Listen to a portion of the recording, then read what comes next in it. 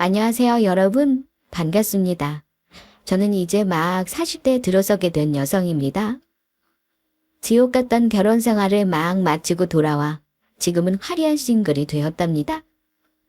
현재는 커다란 병원 안에는 커피숍을 인수해 운영 중인 어엿한 사장이기도 하네요.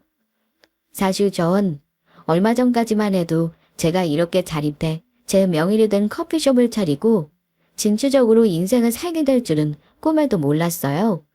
원래 저라면 아직도 시댁의 이유 없는 구박과 무시, 남편의 방관과 은근한 멸시를 고스란히 견뎌내며 여전히 그 악몽과도 같은 결혼 생활을 지속하고 있었을 거예요. 배운 것도 가진 것도 없이 4년제 대학을 나온 중산층의 남편과 결혼했다는 열등감에 늘 참고만 살았던 사람이 바로 저거든요. 그게 참는 건지도 모른 채 당연히 그렇게 살아야만 하는 사람으로 자신을 치부하며 지내온 삶이 지금 생각하니 너무도 후회됩니다. 하지만 사람의 인생이라는 게 언제까지나 어둡고 냄새나는 시궁창만 이어지진 않더라고요. 오히려 인과의 시간이 지나니 한 줄기 빛이 생기더라고요. 제게 어느 날 갑자기 비친 빛을 따라오니 어둠이 지나가고 완전히 새로운 길이 펼쳐졌습니다. 그리고 그 길 끝엔 이혼이라는 커다란 문이 있었고요. 그 빛이 이끄는 대로 용기를 내어 문을 열어보니 지금까지와는 또 다른 인생이 펼쳐지네요. 누구에게나 빛은 찾아오고 그 빛은 누군가에겐 돈, 누군가에겐 명예, 또 다른 누군가에겐 사랑이 될 수도 있겠죠. 그런데 제게 나타난 그 빛은 얼마 전 재회한 제 친여동생입니다. 저와는 일란성 쌍둥이이기도 하고요. 오늘 제가 말씀드릴 사연도 바로 제가 아주 긴 시간 떨어져 살던 쌍둥이 동생과의 재회 이야기입니다. 불행하고 부당한 결혼 생활을 하던 제가 어떻게 동생과 재회하게 되었고 그 재회가 제 인생에 얼마나 큰 영향을 미쳤는지 지금부터 이야기해 보려고요. 그럼 제 기구하지만 기적 같은 사연 한번 들어보시겠습니까? 저는 고아였습니다. 버림받았거나 갑자기 부모를 잃었다거나 한 이유가 아닌 5살 때 미아가 된 고아였어요. 제가 미아가 되기 전 조각조각 동화의 한 장면처럼 기억하는 어린 시절은 아주 행복했습니다. 전 다정하신 아버지와 다정하신 어머니, 현명한 부모 아래 태어났어요. 그리고 기억이 시작되는 시점부터 제 곁엔 일란성 쌍둥이 여동생이 함께 있었죠. 처음부터 어머니의 양수를 영양분을 나누며 자랐고 함께 세상에 태어난 여동생은 제겐 가장 친한 친구이자 자매이자 가족이었습니다. 보통 일란성 쌍둥이가 그렇듯 한 배에서 거의 비슷한 시간에 태어난 저와 여동생은 참 많이도 달랐습니다. 저는 어릴 때부터 소극적이고 조심성이 많고 겁이 많은 아이였던 것에 반해 제 여동생은 발랄하고 용감하고 늘 똑부러졌었어요. 그래서 가끔 둘이 정말 쌍둥이가 맞냐는 의심까지 듣기도 했었죠. 제 희미한 기억 속에 있던 저희 집은 행복했습니다. 서로 다른 성격의 저와 제 동생은 어릴 때부터 싸움 한 번 한 적이 없었어요. 동생은 늘 저를 지켜주었고 저는 그런 동생에게 의지했어요. 동생과 저는 생김새와 체격, 성격도 달랐지만 무엇보다 가장 큰 차이는 목에 큰 점이 있냐 없냐였어요. 전 오른쪽 목에 큰 점이 있었어요. 흐릿한 갈색 점이었는데 동생은 그 점이 없었죠. 전 그 점을 참 싫어했어요. 동생은 새하얀 목을 가졌는데 전이 커다란 점으로 반 가까이 덮여 있었으니까요. 그럴 때마다 제 동생은 절 꼭 안으며 말했습니다. 언니, 내가 나중에 훌륭한 의사 선생님 되어서 언니 목에 난 점 없애줄게. 알았지? 지민아. 꼭이야? 당연하지. 약속? 그렇게 동생은 저와 새끼손가락을 걸고 약속했고 저와 자매는 대시시 웃었답니다. 그렇게 참 달랐던 저와 동생이었지만 두 사람의 끈끈한 만큼은 여느 쌍둥이와 다르지 않았습니다. 오히려 더 서로를 의지했고 함께 했죠. 하긴 그도 그럴 것이 저희는 또래 친구가 필요 없었어요. 늘 함께 자고 함께 먹고 함께 씻는데 어린이집까지 함께 다녔으니까요. 너무 어릴 때 기억이라 선명하진 않지만 제 동생은 어린이집에서도 길에서도 늘 절 든든하게 지켜줬어요. 전 그런 여동생이 있다는 것이 정말 너무 좋았던 기억이 나요. 그렇게 저희 가족은 행복한 하루하루를 보냈습니다. 그러던 어느 날, 제 인생을 송두리째 바꿔놓은 사건이 일어납니다. 바로 5월 5일, 저와 제 여동생이 5살이 되던 해 어린이날이었죠. 아직도 기억에서 잊히지 않는 그날, 제 인생을 악몽으로 몰아넣은 바로 그 사건이 발생하고 맙니다. 발단은 어린이날을 맞이해 부모님께서 저희가 몇 달 전부터 조르던 놀이공원에 가기로 결정하면서 시작됩니다. 저희 쌍둥이 자매는 전날부터 들떴어요. 당연히 이유는 어린이날이었기 때문이었고 너무도 가고 싶었던 놀이동산에 간다는 생각 때문이었죠. 저와 동생은 사실 밤잠을 설쳤어요. 사실 저희 5살 인생 처음으로 놀러가는 놀이동산이었거든요. 일찍 자야 한다는 부모님의 당부에 저흰 네 하고 대답했어요. 당불이 꺼지고 눈을 꼭 감고 있었지만 사실 저와 여동생은 둘이 꼼지락대며 들뜬 기분을 감추지 못했어요. 거기 엄청 큰 회등목말이 있대. 난 완전 무서운 푸산 탈 거야. 토끼만 영석이는 그거 3번이나 탔대. 저흰 꼭 가게 될 놀이동산 이야기로 밤을 새웠죠. 그리고 다음날 저와 제 쌍둥이 동생은 어머니가 미리 사놓으신 색깔만 다른 새 원피스를 입었어요. 지은이는 핑크색, 지민이는 노란색. 어때? 예쁘지? 직민이도 핑크색 공주님 원피스 입고 싶어요. 노란색을 입은 지민이의 입이 볼록 나왔더군요. 늘 절 지켜주고 양보해주던 동생이었기에 전 의젓하게 동생에게 원피스를 양보했습니다. 지민이가 입어. 난 노란색이 더 좋아. 그렇게 저흰 원피스를 바꿔 입었습니다. 그리고 그 바꿔 입은 원피스가 저희 자매의 운명을 뒤바꿔 놓을 줄은 그땐 알지 못했죠. 어쨌든 저희는 아버지가 운전하는 차를 타고 놀이동산으로 향했어요. 기억에 차가 많이 막혔던 것 같은데 우리 자매에게 그런 건 스트레스거리가 아니었어요. 가는 내내 신이 나서 어린이집에서 배운 노래를 합창하며 신나했죠. 어머니와 아버지도 무척 기분이 좋아 보이셨고요. 그날 차 안에서의 행복한 순간은 훗날 외롭고 힘들던 절 지탱해주는 엄청난 힘이 되기도 했습니다. 꽤 긴 시간이 걸려 우리 가족은 놀이동산에 도착했습니다. 어린이날인 만큼 이미 수많은 인파가 몰렸더군요. 아빠가 대표로 긴 줄을 서는 동안 전 동생과 엄마와 함께 이것저것 구경도 하고 간단하게 뭘 먹기도 하면서 시간을 보냈어요. 그리고 안으로 가벼운 걸음으로 옮겼습니다. 부모님은 놀이동산에 입장하며 저희 둘에게 단단히 당부했어요. 절대로 엄마 아빠 손 놓으면 안 된다. 알겠지? 혼자 걸어가도 안 되고 먼 산 봐도 안 돼. 지은이 지문이 여기 사람 엄청 많잖아. 여기 엄마 아빠 잃어버리면 영영 우리 못 만날 수도 있어. 무슨 소린지 알지? 네. 저흰 하창하듯 대답했고 부모님은 저와 동생의 손을 각각 잡고 놀이동산 안으로 향했어요. 인산인해였습니다. 모든 놀이기구는 줄을 서야 했고 사람들의 지역 부모님의 손을 놓치기 일쑤였어요. 그럴 때마다 부모님은 저희 손을 꼭 잡았고요. 제가 엄청 타고 싶었던 회전목마 앞에 도착했어요. 아, 지은아, 사람이 너무 많은데 어쩌지? 여긴 나중에 다시 올까? 싫어요. 나 이거 꼭 타고 싶단 말이야. 그래? 그럼 좀 기다려볼까? 응.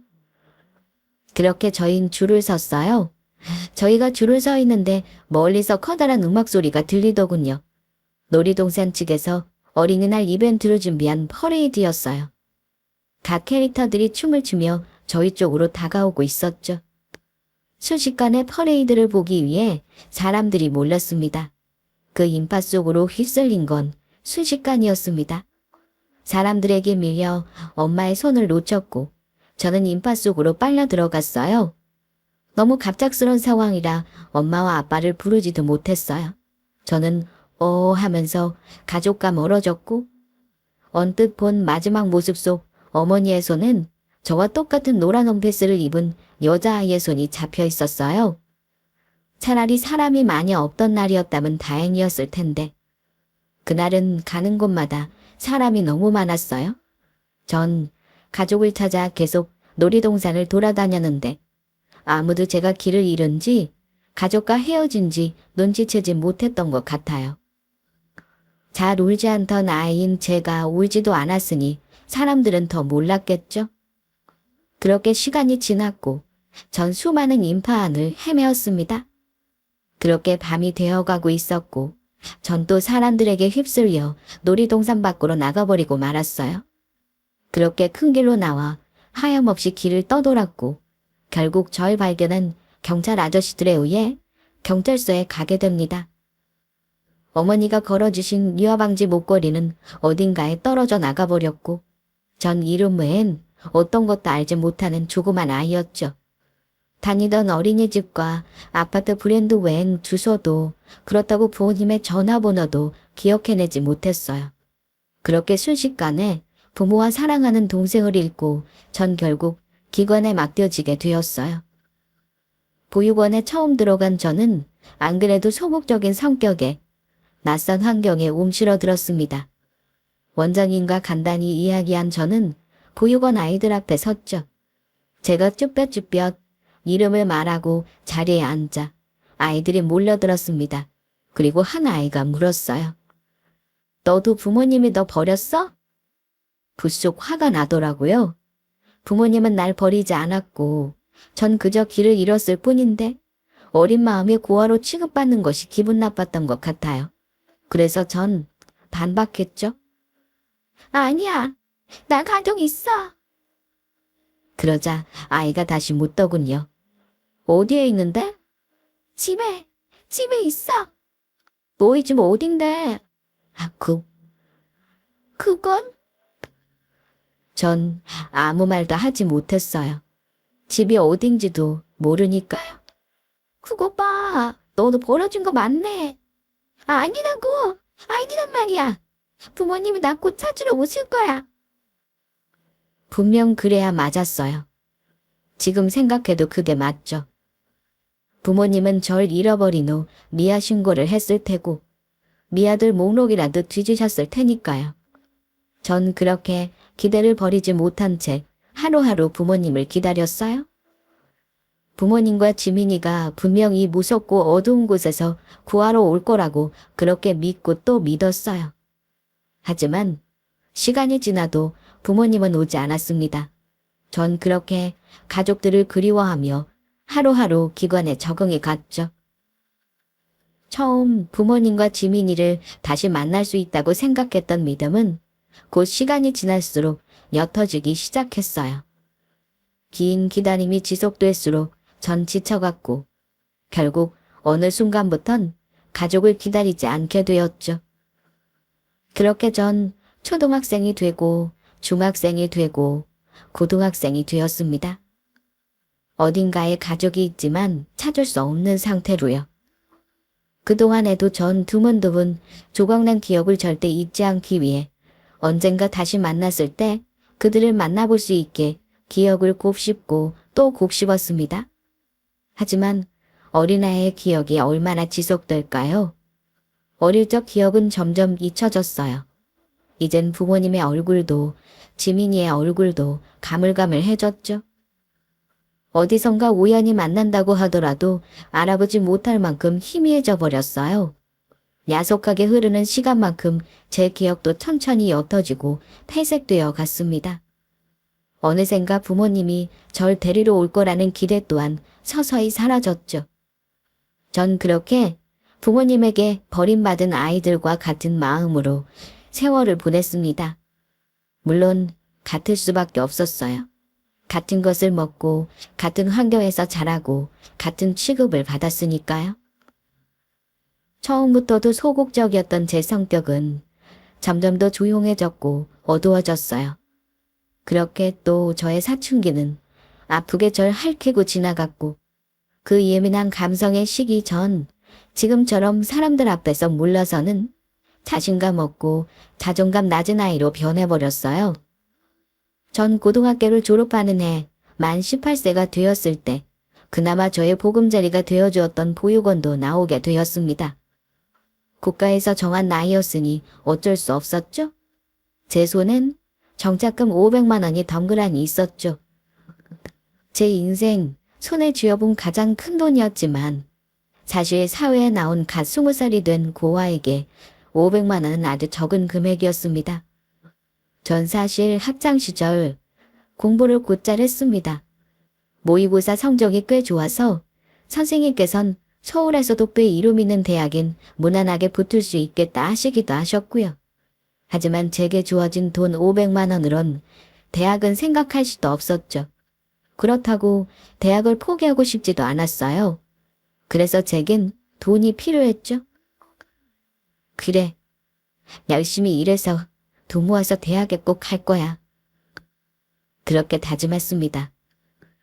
지금 생각해보면 그 목표라도 없다면 살아갈 힘도 희망도 없었기에 막연히 꿈꾼 거였어요. 그렇게 제 첫 차립이 시작되었습니다. 전 대림동에 보증금 100만 원짜리 아주 싼 단칸방 하나를 얻었습니다. 그리고 곧장 일자리를 알아봤어요. 처음엔 편의점, 커피숍, 빵집 가리지 않고 아르바이트를 시작했습니다. 하루에 서너 개씩 시간을 쪼개서 몇 개의 아르바이트를 했지만 제 손에 들어오는 돈은 한 달에 채 120만 원이 되지 않았어요. 최저임금을 받으니 도저히 돈이 모이지 않더군요. 그 돈으론 한 달 방세와 관리비 공과금을 내고 식비만으로도 빠듯했죠. 도저히 아르바이트만으로는 대학은커녕 생활도 되지 않겠다는 생각이 들더군요. 그래서 전 밤에 학원을 다녔습니다. 컴퓨터 관련 학원이었어요. 그렇게 자격증을 땄고 전 이곳저곳 격리 자리에 이력서를 냈어요. 그리고 이력서를 낸 한 작은 회사에서 면접을 보러 오라고 연락이 왔습니다. 들뜨고 긴장된 마음으로 면접장으로 향했어요. 면접장에는 젊은 여자 한 명과 저보다 한 10살은 많아 보이는 남자가 앉아 있었어요. 제 이력서를 훑어보던 여자가 묻더군요. 고아네요? 네? 저 고아는 아니고 어릴 때 부모님을 잃어버려서요. 그게 그거죠. 고아원에서 자란 거 아니에요? 전 또다시 움츠러들었습니다. 네, 맞습니다. 속으론 5만 가지 생각이 다 들었죠. 제가 고아원에서 자랐다는 것이 이 회사에 취직하는 곳에 영향을 미치는 건가? 그렇다면 좋은 영향은 아닐 거라는 직감이 들었습니다. 등골이 오싹했습니다. 고아는 좀 그렇지 않나? 역시나 여자가 힐끔 옆에 앉은 남자를 쳐다보며 묻더군요. 그러자 남자가 제 얼굴을 빤히 쳐다보더라고요. 그러더니 한다는 말이 김대리, 고아가 왜 좀 그런데? 난 생각이 좀 다른데. 간절한 사람이 더 열심히 하지 않나? 그러자 김대리란 여자가 좀 당황하면서 그러더라고요. 아니 회사에 분실사고라도 생기면. 그러자 남자가 짜증스럽게 미간을 고기며 김대리의 말을 끊더군요. 분실사고가 생기면 범인을 찾으면 되지. 그게 고아가 있어 하는 거랑 무슨 상관이야? 김대리 그렇게 안 봤는데 좀 못된 구석이 있네? 아니 과장님, 전 그런 뜻이 아니라면 그런 이야기를 한 건 실례야. 물론 그런 뜻이더라도 실례고. 저희 변호하는 듯한 단아한 남자의 목소리에 울컥 눈물이 나려고 하는 걸 간신히 참았어요. 정말 너무 고맙기도 했고 서럽기도 했어요. 고아란 이유로 이런 취급을 받아야 한다는 것이 서러웠고 그런 상황에 절 변호해주는 난생 처음 보는 이 남자에게 고마웠죠. 정지은 씨, 면접 결과는 곧 연락드릴게요. 이제 돌아가 보셔도 됩니다. 그렇게 전 아무런 말도 못하고 집으로 돌아왔어요. 집으로 돌아와 한참은 울었던 것 같아요. 제 상황이 너무 서글퍼서 이런 내가 너무 가여워서 그 여자에게 따지지 못하고 돌아온 것이 분해서. 하지만 전 곧 정신을 차렸습니다. 면접 결과를 절대 긍정적으로 기대할 수 없었기에 전 다시 일자리 사이트를 뒤졌어요. 이렇게 주저앉을 수만은 없었으니까요. 그런데 며칠 후 면접을 봤던 회사에서 연락이 왔습니다. 면접까지 최종 합격했으니 다음 주부터 출근하라는 내용이었어요. 기대도 하지 않았기에 뛸 듯이 기뻤습니다. 그렇게 떨리는 마음으로 첫 출근을 했습니다. 전 21살의 어엿한 직장인이 되었습니다. 일은 힘들었어요. 당연히 면접관이었던 김대리님은 절 곱게 보지 않았지만 전 과장님은 저와 정확히 10살 차이가 났고 꽤 괜찮은 대학을 나와서 규모가 작은 회사에서 능력을 인정받아 빠르게 승진해 젊은 나이에 과장님이 되셨다고 하더라고요. 전 열심히 일했습니다. 주어진 일에 최선을 다했고 고아라는 것이 문제가 되어 보이지 않게 성실히 직장 생활을 했습니다. 큰 금액은 아니었지만 알바비보단 훨씬 많은 월급을 쪼개 적은 돈이지만 적금도 했어요. 그렇게 일상이 이어지던 어느 날이었습니다. 오늘 다들 시간 괜찮지? 상무님께서 회식을 제안했고 다들 회식에 참석했죠. 그리고 그 회식 날 술을 조금 드신 과장님이 절 따로 불러내시더라고요. 좋아해요, 지은씨. 나이 많은 남자도 괜찮으면 나랑 연애 한번 해볼래요? 전 갑작스런 고백에 당황할 수밖에 없었어요. 만나는 남자가 있는 건 아니었지만 나이 차이도 많이 나고 우선 같은 직장에 다니는 남자라는 것이 마음에 걸렸어요. 연애 경험이 없던 전 꽁꽁 얼어붙었어요. 그러자 과장님이 웃으시며 그러더라고요. 면접장에서부터 마음이 쓰였어요.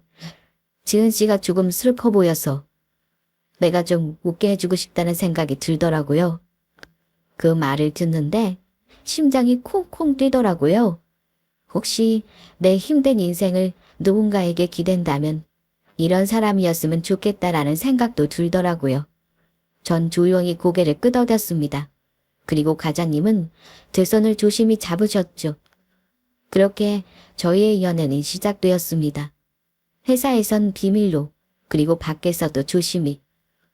그렇게 연애 2년 만에 전 과장님이 제게 청혼을 했습니다. 전 망설였어요. 대학도 가고 싶고 하고 싶은 것도 많았죠.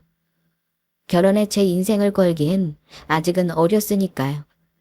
그러나 한편으론 불안하고 위태로운 제 미래가 부담스러웠습니다. 고아이고 혼자라는 현실은 절 자꾸만 결혼이란 편안하고 안정적인 단어에 안착하고 싶게 했어요. 사실 제게도 기댈 수 있는 가정이 생긴다는 상상을 하자 눈물이 날 만큼 기쁘기도 했죠. 그런데 가장 걸리는 건 역시나 제가 부모 없는 고아 출신이라는 거였습니다. 그 사실을 과장님은 이미 알고 있었지만 과장님의 집에선 몰랐으니까요. 결혼 반대나 돌아올 모진 말과 고아를 향한 경멸이 두려운 게 아니었습니다. 가장 두려운 건 그런 일련의 과정들 속에 상처받고 더 움츠리게 될 것이 뻔한 제 자신이었어요. 어두운 표정으로 대답을 망설이자 제 마음을 읽었는지 과장님은 뭘 걱정하는지 알아. 하지만 걱정하지 마. 우리 부모님 좋은 분들이야. 널 선입견 없이 받아주실 거야. 라며 절 설득했죠. 그리고 순진했던 저는 그 말을 믿었어요. 그리고 결혼을 승낙했죠.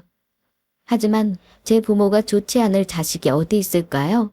그리고 제 자식에게 좋지 않을 부모가 몇이나 되겠습니까? 전 상견례 날 그 사실을 뼈저리게 깨달았습니다. 과장님의 부모님은 좋은 분들이었습니다. 하지만 불행하게도 과장님께만 한정으로 좋은 분이셨어요. 이미 제 조건에 대해 듣고 나오셨는지 두 분은 못마땅한 표정으로 저를 맞이하셨죠? 전 처음부터 불편한 마음으로 상견례에 임했습니다.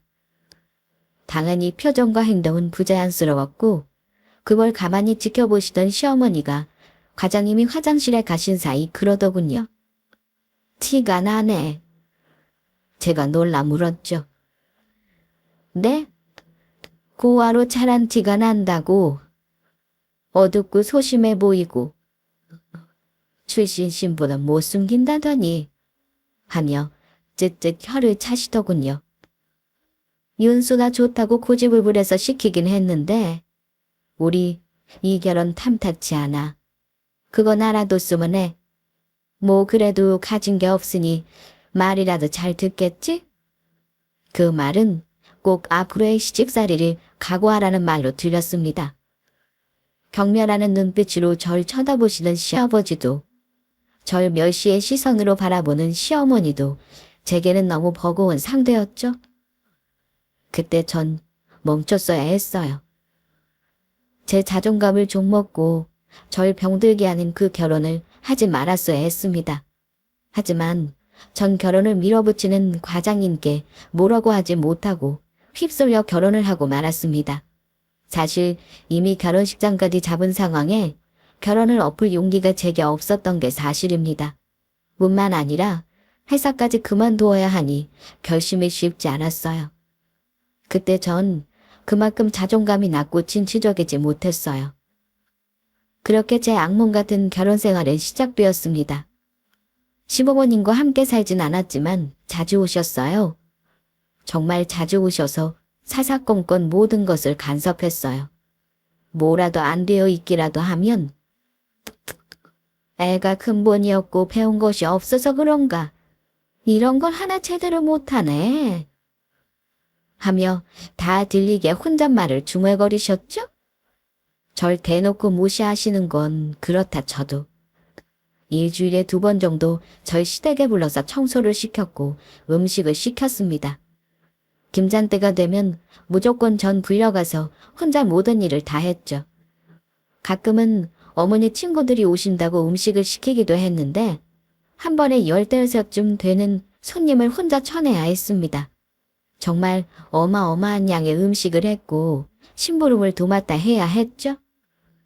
넌 괜히 밖에 얼쩡거리면서 못 배울 티 내지 말고 부엌에 있어. 어디 창피해서 내놓을 수가 있어야지. 전 그렇게 혼자 부엌에 갇혀 시어머니가 음식을 주문하면 요리사처럼 음식을 해다 바쳤습니다. 그런 일들은 짧게는 일주일에 한 번, 길게는 한 달에 한 번씩 있었고 전 어느 순간 그게 못 배우고 부모 없이 자란 고아이기에 당연히 겪어야 하는 것들이라고 생각하게 되는 지경에 이르렀습니다. 차라리 혼자 살던 때가 편했어요. 의지할 곳 없고 외롭고 두려웠지만 그땐 그래도 이 정도로 자존감이 바닥으로 떨어지지 않았으니까요. 몸도 고되고 스트레스도 많았습니다. 그렇게 전 아이를 2번이나 유산했고 그 과정에 전 더 죄인이 되어갔죠. 박복한 팔자라 그런가. 애도 자꾸 떨어지고 대체 넌 제대로 하는 게 뭐니? 아이를 잃은 아픔을 느낄 사이도 없이 전 폭언을 견뎌야 했어요. 처음엔 남편 몰래 절 구박하던 시어머니와 시아버지는 이제 대놓고 남편 앞에서 절 면박주기 시작했어요. 그런데 참 우습죠? 처음엔 그렇게 절 감싸고 제 편을 들어주던 남편도 어느 순간부터 시부모의 말에 동의하는 듯 아무 말도 하지 않았습니다. 아마도 아이를 2번이나 유산하고 나니 제 팔자 때문이라는 시부모의 말에 동의한 것도 같았어요. 그렇게 남편의 방광과 무관심에 방치되어 저의 결혼 생활은 점점 지옥으로 치닫고 있었습니다. 그렇게 세월은 지났습니다. 어느 날 시동생의 결혼 이야기가 나오기 시작하더군요. 남편에게는 나이 차이가 많이 나는 동생이 있었는데 이번에 선을 받고 조건이 아주 좋은 의사와 결혼을 하게 되었다는 말이었죠. 대학도 못 나온 고아 며느리를 부끄러워하던 시부모님은 뛸 듯이 기뻐했습니다. 그래서 언제 인사 온다고? 시어머니가 묻자 시동생이 이번 주 주말에요. 라고 대답하더군요. 그러자 시어머니가 절 쏘아보시며 그러더군요. 들었지? 잘 준비해라. 맨날 그놈의 한식만 하지 말고 좀 고급스러운 걸로. 하시더니 또 혀를 쯧쯧하며 절 아래 위로 훑으시더군요. 하긴 음식도 먹어봤어야 하지. 동서간의 수준 차이가 나서 큰일이네 아주. 그렇게 주말이 왔고 전 귀한 손님을 맞을 준비를 했어요. 오랜만에 새로 들어오는 가족의 모든 시댁 식구들은 들떴죠. 그리고 전 그날도 부엌에 있었어요. 안녕하세요. 소리를 들으니 예비동서가 온 것 같았어요. 아이고 어서 와요. 이야기 많이 들었네. 이리 와서 앉아요. 시어머니 입에선 처음 들어보는 고상한 말투가 나왔습니다. 밖이 시끌벅적하더군요. 웃음소리가 떠나질 않았습니다. 전 황급히 음식 준비를 마무리했어요. 그래도 손안에 동서가 들어온다는데 저도 인사를 해야겠다 싶었죠. 모든 식사 준비를 다 마친 후 제가 손을 씻고 앞치마를 벗고 나가려고 할 때였어요. 황급히 부엌으로 들어온 시어머니가 그러더라고요. 못 배운 티 내지 말고 넌 그냥 부엌에 있어. 어딜 나와서 초를 치려고? 하며 음식을 가지고 밖으로 나가셨어요. 준비한다고 준비했는데 어떻게 우리 의사 선생님 입맛에 음식이 맞을지 모르겠네. 이어 부엌을 나가신 시어머니의 음성이 들리더군요. 전 손에 앞치마를 꼭 쥐었습니다. 정말 그 순간은 눈물이 핑 돌더군요. 지금까지 전 한 번도 저런 따뜻한 음성을 들어본 적이 없었거든요. 정말 서럽기도 하고 부엌에 갇혀있는 신세가 너무 가엾기도 하고 전 그렇게 눈물을 닦으며 부엌 기퉁이에 우두커니 서 있었습니다. 그런데 그때였죠. 형님 되실 분이세요? 밝은 음성이 들려왔습니다. 전 고개를 돌렸고 그곳엔 화장실을 가려던 길, 절 발견한 예비동서가 서 있었어요. 서로의 눈이 마주치는 순간 저희의 동공은 함께 커졌습니다. 예비동서는 떨리는 눈동자로 제 목덜미에 난 커다란 점을 확인했죠. 그리고 언니? 저 향해 떨리는 음성으로 물었습니다. 지민이니? 언니가 왜 여기 있어? 확실했습니다. 어릴 때 잃어버린 제 쌍둥이 동생 지민이었죠. 저흰 한눈에 서로를 알아볼 수 있었습니다. 20년 넘게 떨어져 지냈지만 한 배에서 함께 자라고 함께 태어난 쌍둥이였으니까요. 갑자기 눈물이 벅차오르고 온몸에 힘이 풀렸어요. 전 바닥에 털썩 주저앉았고 지민이는 그런 저를 부축했죠. 언니! 그렇게 지민이가 놀라 큰 소리를 지르는데 잃어버린 가족을 찾았다는 안도감은 잠시 갑자기 불안했습니다. 왜냐하면 지민이가 제 동생이란 걸 시댁 식구들이 알면 지민이까지 무시할 것만 같았거든요. 전 황급히 지민이의 손을 막았어요. 지민아 씨, 일단 오늘은 그냥 인사만 하고 돌아가고 우린 둘이 따로 다시 만나자. 왜? 그럴 이유가 있어. 그건 나중에 설명할게. 그렇게 서로 연락처를 주고받았어요. 지민이가 다시 자리로 돌아간 후 저는 부엌에서 하염없이 울었습니다. 지금까지 구하라는 이유로 받았던 핍박과 외로움이 한순간에 몰려와 절 덮치는 기분이었어요. 그렇게 전 아무런 티도 내지 않고 집으로 돌아왔어요. 그리고 지민이에게 연락을 취해 당장 다음날 약속을 정했죠.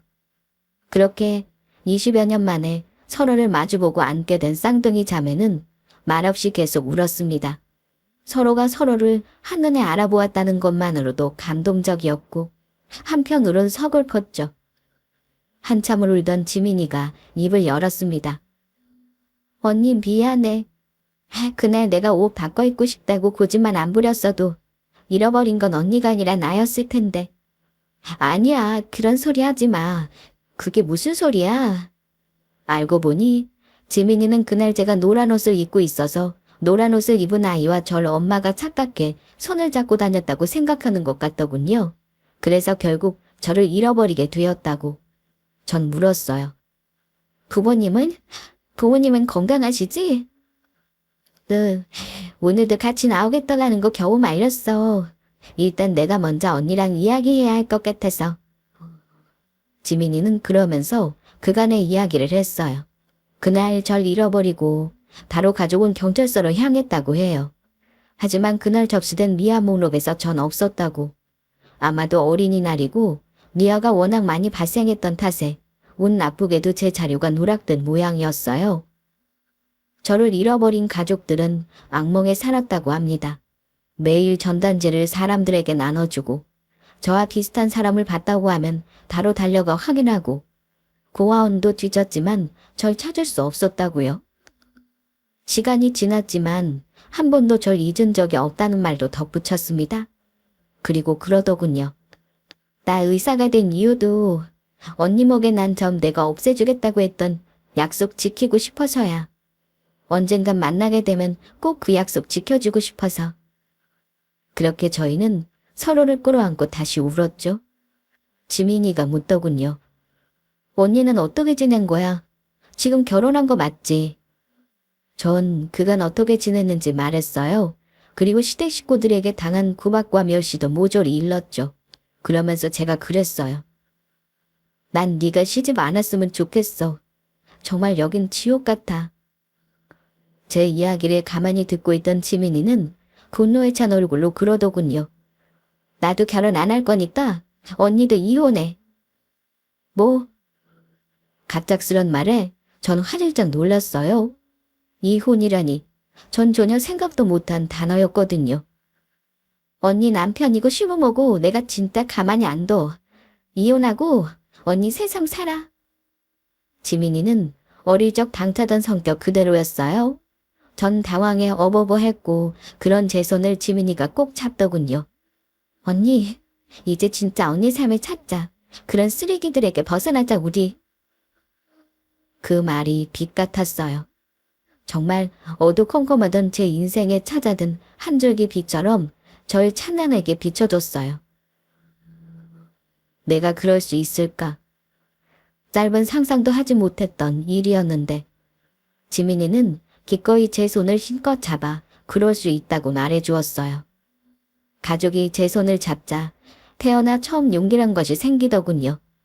지옥 같은 시댁과 몸이 건조한 결혼 생활에서 벗어날 기회. 전 그 기회를 잡기로 결심했습니다. 그 길로 저희 자매는 부모님을 만나러 갔어요. 어머니와 아버지는 제 기억 속 그대로셨지만 무척 늙으셨어요.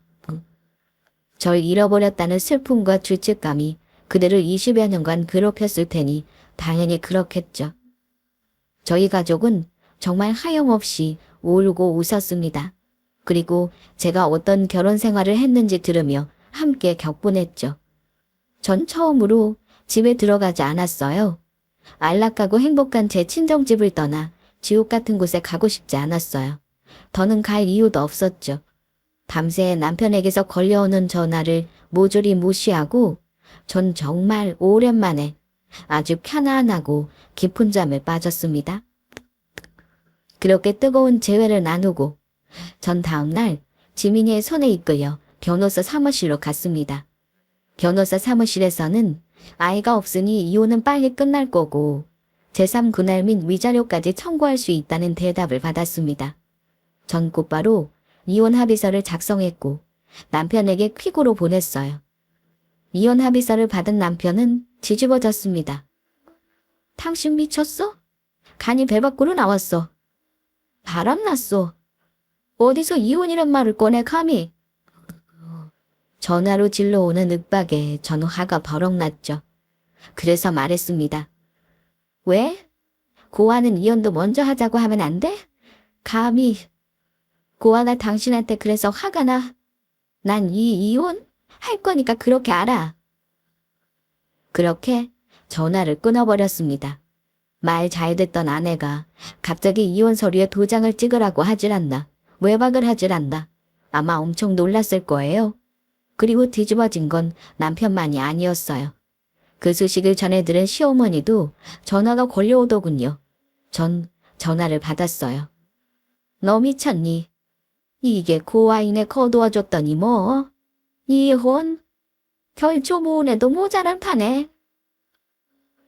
결조보훈이라니 정말 어이가 없더군요.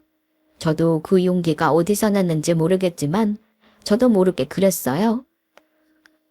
결조보훈은 그쪽이 해야죠. 내가 당신들 입에 넣어준 음식이 얼만큼인데. 내일 시댁으로 갈 테니까 그때 이야기해요. 시댁으로 가자는 건 지민이의 의견이었어요. 지민이가 자신도 함께 가겠다고 하더군요. 그러면서 하는 말이 두 아들처럼 파탄나는 꼴 눈앞에서 보여줘야지. 였습니다. 저희 자매는 다음날 시댁으로 향했어요. 부모님이 사준 비싼 투피스를 입고 지민이와 함께 당당하게 시댁으로 걸어 들어갔죠. 처음 문이 열리고 절 확인한 시부모는 눈이 동그래졌습니다. 그도 그럴 것이 늘 추리하게 하고 다니던 며느리가 멋지게 빼입고 나타났으니 그럴만도 했죠. 너, 이게, 너 정말 팔았났니? 시어머니의 앙칼진 목소리와 함께 제 뒤에 서 있던 지민이가 등장했죠. 안녕하셨어요? 그리 방구 듣자 시어머니는 너무도 놀란 표정으로 어머, 네가 왜? 라며 말을 더듬으시더군요. 저희 자매는 성큼 시댁으로 들어섰어요. 마침 남편과 도련님도 와 있더군요. 지민이는 시댁 식구들을 가만히 하나하나 쳐다보다가 입을 열었습니다. 아주 벌레들이 다 모여있네. 이 쓰레기 같은 것들. 지민이의 갑작스러운 말에 시댁 식구들의 눈이 커졌죠? 뭐라고? 뭐 미쳤어. 한마디씩 뱉는데 지민이가 딱 말을 자르며 그러더군요. 미친 건 니네들이지. 고아라고 내 언니 구박해놓고 뭐가 어쩌고 어째. 다들 눈이 휘둥그레졌죠. 저희 자매는 사실을 밝혔습니다. 정말 당당하게요. 그리고 지민이가 그러더군요. 고아라는 이유를 사람 무시하고 멸시하고 부려먹고 당신들이 인간이야. 하긴 인간이 아니라 벌레지. 잘 들어. 너희가 우리 언니 골수까지 쪽쪽 빨아먹으면서 부려먹은 만큼 내가 너희 골수까지 빨아서 제3군을 받아낼 테니까 각오해. 아, 그리고 당연히 너희처럼 못 베어 처먹은 것들과 가족될 생각은 없고. 그렇게 말한 지민이가 제 손을 꼭 잡더니 방긋 웃더군요. 가자 언니, 여긴 오물 냄새가 너무 난다. 그렇게 전 지민이의 손에 이끌려 집을 나왔습니다. 정말 속이 후련하더군요. 시댁 식구들의 모 씹은 표정이 떠올라 저희는 딸딸대며 웃었죠. 그렇게 전 정말 골수까지 빨아먹진 못했지만 정말 좋은 조건으로 제3분할과 위자료까지 받고 이혼했습니다. 소문을 들으니 절 고아라고 무시했던 시댁 식구들은 참 악재가 겹쳐도 잘 겹쳐서 시아버지가 투자하는 가상화폐가 99%까지 떨어지면서 무리하게 한 대출이 터져 어렵게 살고 있다고 하더군요. 그리고 전 지민이가 근무하는 병원 1층에 커피숍을 냈고요. 언니, 이 점 지우자. 지민이가 그러더군요. 그래서 전 웃으며 말했어요. 널 다시 찾게 한 점인데 절대 안 지울래. 그렇게 전 가족을 다시 찾았고 지금까지 받지 못했던 사랑을 듬뿍 받으면서 오늘도 행복하게 살고 있습니다.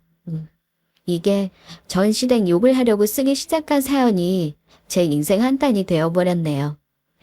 제가 참 고아로 고생도 많이 하고 힘든 어둠의 시간을 보냈는데 지금 사연을 쓰며 돌이켜보니 웃으면서 이야기할 수 있는 날이 오긴 왔네요. 아, 저 그리고 얼마 전에 남자친구가 생겼어요. 제 커피숍에 물류를 납품해 주시는 업체 사장님인데 저한 동갑이에요. 제 인생 두 번째 연애가 시작된 겁니다. 제 기구하게 꼬였던 인생은 제 동생을 만나는 덕에 이렇게 원래의 길을 찾았고 전 몰라보게 밝아졌어요.